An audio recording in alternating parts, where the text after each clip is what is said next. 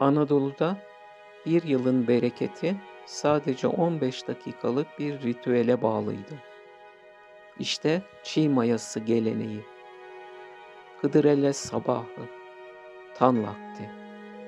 Sabah ezanıyla güneşin doğması arasındaki o kısıtlı sürede bahar otları üzerindeki çiğler tahta kaşık ve bakır tas ile titizlikle toplanırdı. Kaynatılıp ılıtılan süte bu çiğ suyu katılırdı. Yöredeki tabiriyle süt uyutulur ve varlık, darlık niyetiyle nişanlanırdı. Bu gelenek bize hızı değil, doğru zamanlamayı ve doğanın sadeliğini hatırlatır. Bereket acelede değil, elindeki imkanlarla titizlikle niyet etmektir. Bu ritimden ayrılma.